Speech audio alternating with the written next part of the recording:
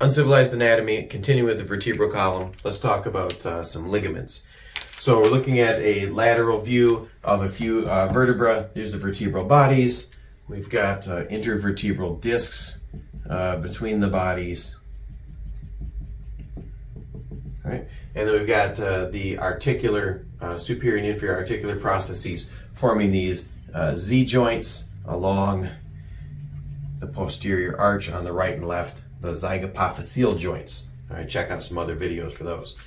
Now, along the anterior aspect of all the vertebral bodies running from the occiput all the way down to the sacrum, there's one long ligament that runs and it kind of attaches, projects posterior laterally along the intervertebral discs, kind of fuses with them. This ligament runs the length of the vertebral column, is called the anterior longitudinal ligament. So anterior longitudinal ligament. Okay? Anterior longitudinal ligament, anterior aspect of the bodies, kind of holds them together, wraps and sort of fuses with the disc at those levels, helps hold the disc in place and stiffens up the entire structure. And obviously it's going to limit extension of the vertebral column because on the anterior aspect, and you can see if it were to go into sagittal extension, this way it would limit the sagittal extension. The other thing that's going to limit the sagittal extension of the vertebral column, how far back you can lean or extend your body, is going to be those zygapophyseal joints. They can only collapse so far with that neural arch and those posterior elements. Along the posterior aspect of the vertebral bodies and the discs, within the vertebral or spinal canal, the neural canal, is another ligament that runs the length and sort of interdigitates the fibers with the disc.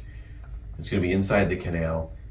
It's going to limit, along with the zygapophyseal synovial joints and the neural elements pulling apart, this long ligament called the PLL is going to limit sagittal flexion. Posterior longitudinal ligament. So you've got a pair of ligaments, the ALL and the PLL, on both aspects, anterior, posterior of the vertebral columns, anterior elements. This one just came to mind actually, is that can be affected. I have to look it up, but there's a disease that's prevalent among the Japanese that sees this ligament calcifying for some reason. It's not ankylosing spondylitis. It's something else, but I'll have to look it up. You can Google it. Now on the now you've got the IVF, the intervertebral foramen, made up of the bodies and discs and PLL to the anterior, zygapophyseal joints, and this next ligament posterior, and then the pedicles above and below, the space where the spinal nerves exit, and some vasculature. But moving along the back, the posterior aspect of the neural canal, or the vertebral canal, is another kind of wide ligament that runs along the anterior surface of the lamina and along the zygapophyseal joints, and runs all the way down. So if I were to draw from above, here's the body, right, the posterior elements again. If you're not sure what this is representing, that superior view of the vertebra, check out some of the previous videos in this line. So here's the neural canal. There's your spinal cord.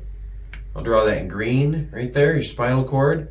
And then it's got spinal nerves that head out, all right, through those IVFs between the vertebra. So like right here, comes out and wraps around.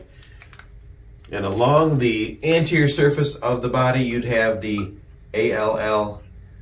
Inside the neural canal, along the posterior surface of the body, you'd have the PLL. And then back here along the front surface of the lamina on both sides and the zygapophyseal joints, back here is this ligament. I drew it blue there, I drew it red here. This ligament is going to be called the ligamentum flavum. Ligamentum flavum, right? It's quite stretchy. It's also going to help limit sagittal plane flexion or rounding of the vertebral column, but it also fills in the gaps between the lamina or the laminar plates of the vertebral column in the rear, where there would be a potential access to the neural canal or the spinal cord. A couple other ligaments to think of between the spinous processes of the vertebral column is an interspinous ligament. Interspinous, and along the tips of the spinous processes running down would be your supraspinous ligament. Interspinous vertebral ligament and supraspinous vertebral ligament. Now, when you take those two and we go all the way to the superior end of the vertebral column, you've got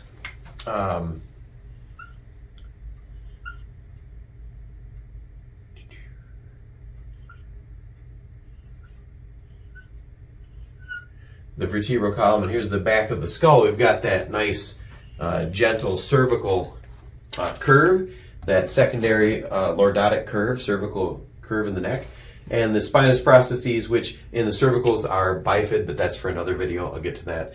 You've got this space at the back of your neck, and you don't normally notice the curve in someone's neck is not there pronounced because the supraspinous ligament and the interspinous ligaments actually thicken right through here and come out and form an extension that gives the straight appearance to the back of your neck, even though the vertebra, the spinous processes are a little deeper to that, and this is called the ligamentum nuchae, right, or nuchal ligament. And that's why when you palpate the back of your neck, you can feel this large bony protuberance of C7 that's called the vertebral prominence. That's that little bump at the back of your neck. Almost everybody can feel. You palpate there as you go up. You can catch C6, sometimes C5, but 5, 4, 3 are usually pretty deep within the nuchal ligament, and they're hard to palpate the very tips of those because you've got this extension of the supraspinous, interspinous ligaments in the neck called the nuchal ligament. And then you can get back up, you can palpate typically the spinous process of C2, and then you can get up and feel the TPs of C1 from the lateral aspect. So those are the ligaments of the vertebral column, the main ones that are kind of help holding this together. Next we will do, we'll go over the atypical vertebra, and then we'll start in on the dorsal musculature of the vertebral column, the tensile units that work with the compression units of the vertebral column of the backbone that allow you to stay upright in gravity and move around as a bipedal creature. So hit next, I guess.